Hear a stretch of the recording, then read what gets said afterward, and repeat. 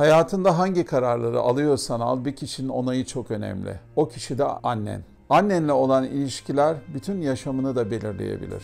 Mustafa Kemal Atatürk'le annesi Zübeyde Hanım arasındaki ilişkileri satır başlarıyla anlatan bir film var karşımızda. Zübeyde Hanım, Analar ve Oğulları. Yönetmen Cenk Yaz, pek tanıdığım bir yönetmen değil ama oldukça eli yüzü düzgün bir film çekmiş.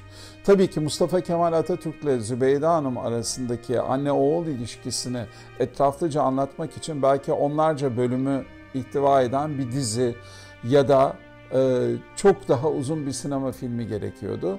Ama burada bize satır başlarıyla aktarırken fikrimiz gayet netleşiyor. Evet, Mustafa Kemal Atatürk bir ülkeyi kurtaran ve kuran bu büyük lider annesinin her zaman onayını almış.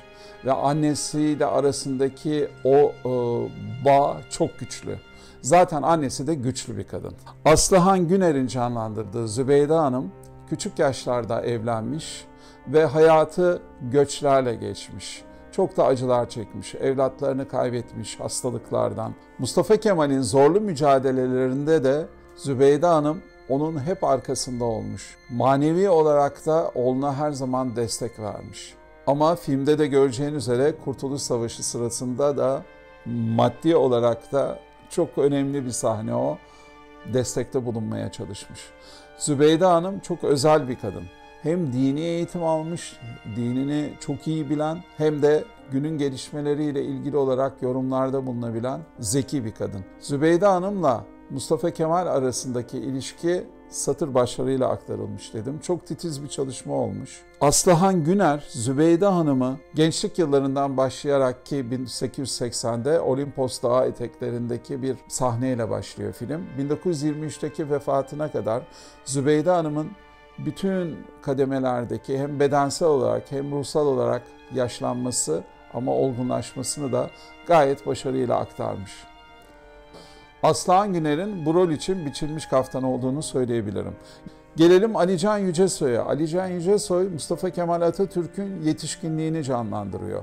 Fakat hemen belirtelim ki çocukluğunu ve gençliğini canlandıran iki oyuncu da gayet başarılılar. Ali Can Yücesoy'u seyrederken bazı anlarda Atatürk'ün portrelerindeki o ışıltı, o görkem, o olgunluğu aynen hissettim diyebilirim.